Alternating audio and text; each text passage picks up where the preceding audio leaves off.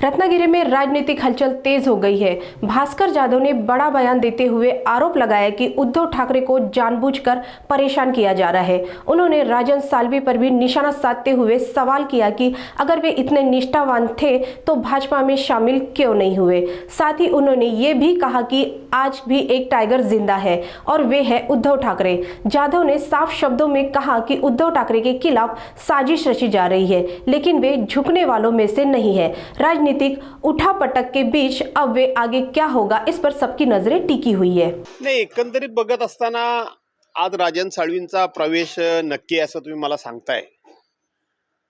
गेले 2.5-3 वर्षामध्ये उद्धव बाळासाहेब ठाकरे यांची शिवसेना आणि त्याहीपेक्षा हिंदू हृदय सम्राट मान्य बाळासाहेब ठाकरे यांची शिवसेना ही तोडण्याकरता फोडण्याकरता जाणीवपूर्वक काही लोकांनी प्रयत्न केले।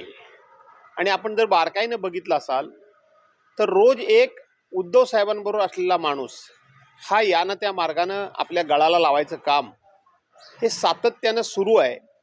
आणि त्यातलाच हा एक प्रकार दिसतोय मला। आमचे जुने सहकारी माजी आमदार राजन साळवी हे देखील आज पक्षप्रवेश करतायत असं कळतं। आणि म्हणून जेणेकरून कुठल्याही प्रकारे उद्धव साहेबांना त्रास द्यायचाच हा एक कलमी कार्यक्रम या महाराष्ट्रामध्ये गेले 3 वर्ष सुरू आहे। पण हे सगळं थांबवण्यासाठी हे गळती थांबवण्यासाठी प्रयत्न होणं आवश्यक आहे असं वाटत नाही तुम्हाला? नाही, प्रयत्न त्या पातळीवर होत आहेतच। काय लोक जावी किंवा जातात ह्याचा कोणाला आनंद होतो याच्यातला भाग नाही। पक्षप्रमुख आपल्या पद्धतीनं लोकांना थांबवण्याचा प्रयत्न किंवा त्यांना समजावण्याचा प्रयत्न करतातच आणि तो करावाच लागतो। परंतु काही लोकांनी किंवा काही लोकांना वेगवेगळ्या मार्गानं आपल्याकडे खेचण्याचं किंवा आपल्याकडे येण्यास भाग पाडण्याचं काम हे या पद्धतीनं सुरू आहे। तिथे काही लोक आमिषाला बळी पडतायत, काही लोक दबावाला बळी पडतायत, काही लोक सरकारी तपास यंत्रणांचा बळी होत आहेत। आणि म्हणून अशा वेगवेगळ्या मार्गानं उद्धव साहेबांना त्रास द्यायचं काम जे सुरू आहे ते जाणीवपूर्वक केलं जाते। ते जातात, त्यांना थांबवण्याचं काम आम्ही करत नाही आहोत अशातला भाग नाही। साम दाम दंडभेदचा वापर केला जातो हे ठीक आहे ना। साम दाम दंडभेद हा राजकारणामध्ये, व्यवहारामध्ये, व्यवसायामध्ये, लढाईमध्ये करावाच लागतो। परंतु हा साम दाम दंडभेद नाही। तर या ठिकाणी केवळ आणि केवळ सुडाचं राजकारण सुरू आहे। केवळ आणि केवळ उद्धव साहेबांची 40 आमदार 13 खासदार फोडले, देशाची सत्ता मिळवली, राज्याची सत्ता मिळवली, तरी सुद्धा उद्धव साहेब हे आपल्याला बदत नाहीत। उद्धव साहेब हे आपल्याला कुठल्याही प्रकारच्या आपल्या दबावाला बळी पडत नाहीत। आणि म्हणून सातत्यानं हे सुडाचं राजकारण सुरू आहे की एवढं होऊन सुद्धा उद्धव साहेब खचले नाहीत, उद्धव साहेब हातात झाले नाहीत, उद्धव साहेबांनी कधी हात टेकले नाहीत। आणि त्याच्यामुळेच या लोकांची झोप ही उडालेली दिसतेय की अभी भी टायगर जिंदा है। आणि तीच त्यांच्या मनामध्ये खऱ्या अर्थाने भीती आज मला वाटते। साहेब, जाणाऱ्यांना जाऊ देत हे विधान कुठेतरी मला अयोग्य वाटतंय, कारण का या सगळ्या गोष्टींमधून पक्षासाठी असं आहे की पक्षप्रमुखांनी असं विधान करणं योग्य आहे। थांबवायचा प्रयत्न करून, त्यांना समजावण्याचा प्रयत्न करून, त्यांना जे जे देता येईल ते देऊन सुद्धा जर जात असतील तर शेवटी पक्षप्रमुख काय म्हणणार? ज्यांना जात आहेत त्याने जाऊ दे, काय हरकत नाही, मी जे राहतील त्यांना घेऊन लढेन। परंतु पक्षप्रमुखांची भाषा आमच्यासारख्या लोकांनी वापरता कामा नये। आमच्यासारख्या लोकांनी पक्षप्रमुख जातील त्यांना जाऊ दे, जात आहेत त्यांना जाऊ दे असं जे म्हणतात, तशा पद्धतीनं मला असं वाटतं की आमच्यासारख्या कार्यकर्त्यांनी, आमच्यासारख्या नेत्यांनी ही भाषा वापरणं पक्षाच्या हिताचं नाही। आणि म्हणून काल सुद्धा मी सांगितलं, सर्रास जातील त्यांना जाऊ दे अशी भाषा वापरणं योग्य नाही। तर त्याच्याऐवजी त्यांना मागे कसं फिरवता येईल, ते मागे कसे फिरतील, ते आहेत त्याच ठिकाणी उभे राहून त्यांच्यावर कितीही अत्याचार अन्याय झाला तरी सुद्धा त्याच्या विरोधात ते लढण्याकरता कसे सज्ज होतील, कशा पद्धतीनं हिमतीनं उभे राहतील, अशा पद्धतीचा एक कुठेतरी मंत्र देणं गरजेचं आहे। सर्रास आम्ही पक्षप्रमुखांनी म्हणणं वेगळं आणि आम्ही म्हणणं वेगळं, जातील त्यांना जाऊ द्या असं म्हणणं हे मला वाटतं लोकशाहीच्या दृष्टीने योग्य नाही।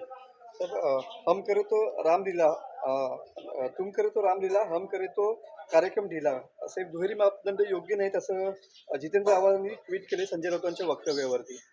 मला माहीत नाही जितेंद्र आव्हाडांनी काय ट्विट केलं, मला माहीत नाही संजय राऊत काय बोलले. संजय राऊत हे आमचे मुख्य प्रवक्ते आहेत, ते काय बोलतात त्याच्यावर मी कधीही प्रतिक्रिया देत नाही. परंतु आता हे आपसामध्ये अशा पद्धतीनं मी बोललो म्हणून तुम्ही बोललं पाहिजे, तुम्ही बोललात म्हणून मी त्याला उत्तर दिलं पाहिजे, हे काही अपेक्षित आहे किंवा ह्याची आवश्यकता आहे असं मला वाटत नाही. आणि म्हणून शक्यतो आपल्याला आपल्या मित्रांजवळ संघर्ष कमीत कमी कसा करता येईल, संघर्ष जर करायचा असेल तर विरोधकांजवळ आपण करूया अशी माझी धारणा असते.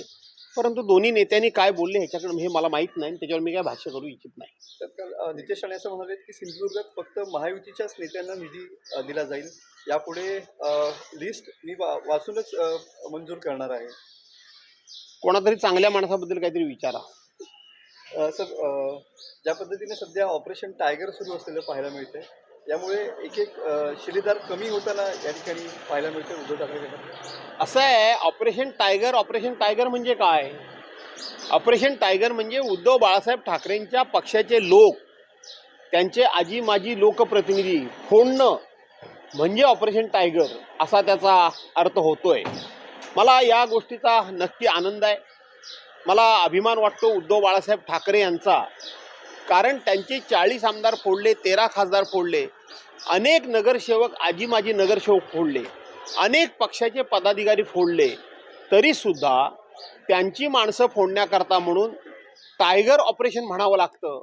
याचा अर्थ आजही महाराष्ट्रामध्ये एकच टायगर, ते म्हणजे उद्धव बाळासाहेब ठाकरे, हे विरोधकांना मान्य करावं लागतं. याचा मला आनंद आहे, याचा मला अभिमान वाटतो की शेवटी टायगर हे उद्धव बाळासाहेब ठाकरेच आहेत, त्यांचा पक्षच टायगर आहे.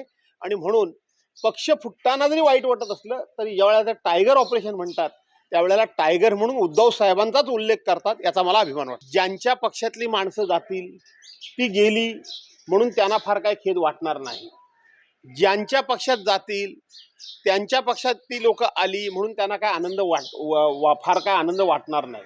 याचं कारण असं आहे, आता कोणाचीच गरज शिल्लक राहिलेली नाही आहे. आमच्या पक्षामध्ये या म्हणजे आमचा पक्ष मजबूत होईल, आणि म्हणून ज्यांच्या पक्षात ही लोक जातील त्यांना गरज नाही, ज्यांच्या पक्षातून ही लोक जातील त्यांच्या पक्षाचं इतकं अतोनात नुकसान झालेलं आहे, तेही असं मनाची तयारी करून असे आहेत की आता होऊन होणार आहे काय, झालंय नुकसान, त्याच्यापेक्षा आणखीन काय मोठं नुकसान होणार आहे. त्यामुळं जाणारानी आणि येणारानी आपण जाण्याची वेळ आणि येण्याची वेळ ही आपल्या दृष्टीने योग्य आहे का याचा विचार करून आहेत त्याच ठिकाणी थांबणं योग्य आहे. असं आहे की राजन साळवी नेहमी मी एकमेव निष्ठावान म्हणायचे, मी एकनिष्ठावान. आता स्वतःला बिरुदावली जेव्हा एखादा माणूस लावतो त्यावेळेला लोक सुरुवातीला तेच लोकांना अप्रूप वाटतं, पण नंतर तो विषय हा लोकांच्या दृष्टीने चेष्टेचा होतो. आता उद्या किंवा आज आपण म्हणता त्या पद्धतीनं राजन साळवींचा जर पक्षप्रवेश झाला तर हे राजन साळवींनाच विचारा की आता ही बिरुदावली तुम्हाला लावावी का, हे त्यांना विचारा. पण दोन्ही सामंत बंधूंनी शिवसेनेत त्यांचं स्वागत केलेलं आहे, आमचे कुठेही मतभेद नसतील असं त्यांनी स्पष्ट केलेलं पाहायला मिळतंय. असं आहे की भारतीय जनता पार्टीमध्ये देखील स्वागत होणार होतं, तिथे काय झालं, तिथे का नाही राजन साळवींचा पक्षप्रवेश झाला, तिथे विरोध कोणी केला? दोन्ही सामंत बंधूंनी त्यांचं स्वागत केलं असेल तर मला माहीत नाही, परंतु दोन्ही सामंत बंधूंनी राजन साळवींच्या पक्षप्रवेशाच्या पूर्वी काय भाष्य केलं ते मला चांगलं माहिती आहे, त्यामुळं हे स्वागत आहे का कबड्डी करून आपल्या पाल्यामध्ये आतमध्ये घेऊन नंतर यांना वरती उचलून आपटण्याकरता म्हणून त्या ठिकाणी तयारी आहे, हे येत्या काळामध्ये दिसेल. राऊत साहेब म्हणाले होते की कदाचित सामंत बंधूंना काढशा देण्यासाठी त्यांचा प्रवेश शिवसेनेमध्ये होतो. कोण राऊत? विनायक राऊत काय म्हणाले की सामंत बंधूंना काढशा देण्यासाठी हा प्रवेश होत असेल असं. मला माहीत नाही, माझ्यापेक्षा विनायक राऊतांना त्या संदर्भातली अधिक जवळची माहिती असते. आज ते मी ज्या कार्यक्रमाला आहे त्याच कार्यक्रमाला येणार आहेत, त्यांना हा प्रश्न विचारला तर अधिक चांगला आहे.